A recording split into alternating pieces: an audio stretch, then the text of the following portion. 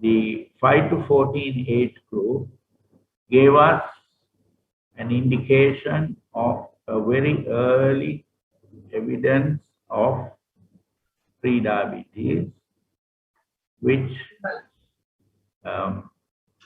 gradually increased to a tremendously high figure of 23% and 26% dysglycemia. Right? So this kind of indicator tells us that whatever the diabetic state of the individual patient is today, he has started his diabetic life pretty early, and therefore we have to concentrate on the early onset rather than the current onset of diabetes. The etiological factors agreed upon by this group of 500 odd senior diabetologists in Colombo, Sri Lanka in 2002. Excuse me, sir. Etiological factor that everybody discussed was the genetics, which is a non-modifiable situation. The second being fetal origins, what happens in the mother's womb, which tends to produce problems in the future. The third is lifestyles, which has been depicted here, which adds to the problems of the fetal origins. And last but not the least, which a lot of people could not think was relevant, was stress. So we have 4 potential areas to discuss, right? Now, genetics was not a modifiable entity. Multiple genetic markers identified, no single marker has been associated. That is our problem. If there was a single marker, then life would be easy. We adapt that situation and we produce a reduction in the prevalence of diabetes. We don't have that, but we have markers of varying kinds. Genetic engineering and counseling is not possible with this knowledge. Slow to change, unlikely to account for rapid increase. But rapid increase is the name of the game in diabetes type 2. Next. Fetal origins are modifiable entities, nutrition being critical. Nutritional deprivation or excess, both are detrimental to the growing fetus. What is the interactive factor? Is it stress? Nutritional deprivation is the greatest stress in the world. T2D emerges as pre-diabetes. From a normal body, it emerges as a pre-diabetic state. Obesity in childhood, which is preceded by undernutrition in utero. If there is undernutrition in utero, when the baby is born and thereafter, increased nutrition will be supplied by the mother, which produces this problem. Then the presence of a primordial state where the mother gives birth to a child tending to produce predilation of diabetes in later life, both in the baby.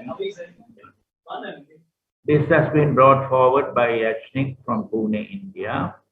And in the case of a female child developing, a predilection goes further to the third generation.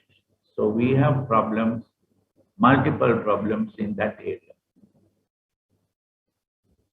We are depicting that this way. I hope you can see it and understand it. Mother carrying a baby, first outside, then in the womb, and then on the third generational transmission. Nutritional deprivation. Undernutrition in utero produces stress related to maternal undernutrition associated with low birth weight, presets metabolic syndrome. Now, we have studied patients in our group where a birth weight and subsequent raised BMI of developing metabolic syndrome under 2.5 kg at birth predisposes increased relative risk of developing metabolic syndrome to 8.1, which is significant. Nutrition postnatal. Postnatal nutrition is usually in the hands of the individual or the parents. Irregular meals is a classical situation which people don't disregard or don't regard as a problem, but it is a problem. Refined foods, poor satiety, quality variable, frequent bouts of hunger because the food ingested does not last till the next meal, excessive total calorie consumption as a result of eating in between meals of a high calorie items, lack of exercise to go with it, comfort seeking, and tending to stay in the same place even to watch the television. Obesity is the result. Okay. Lifestyles, modifiable lifestyles, abnormal nutrition and lack of exercise leads to obesity. Exercise has to start early. Children have to be allowed to play. There is a major problem of fear of the patient's parents, especially in the COVID situation where they won't allow the child out of the door. And they sit and watch television or computer or anything like that, and problems arise. Exercise must start early, must be regular and adequate. Nutrition should be qualitatively correct, quantitatively adequate, and should be on time so that severe hunger does not come about. Maintenance of ideal body weight and waste are essential.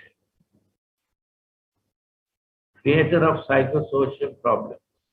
Modern concept of life has changed the emphasis from health, wealth, and happiness to wealth, happiness, and health, which is compromised. If pediatric stress the trigger factor may impair growth and development, accounts for a number of endocrine, metabolic, and autoimmune and psychiatric disorders. Prenatal, infancy, childhood, and adolescence are critical periods. Continues as stress in adult life. What starts in pediatric age group does not stop there. It goes further.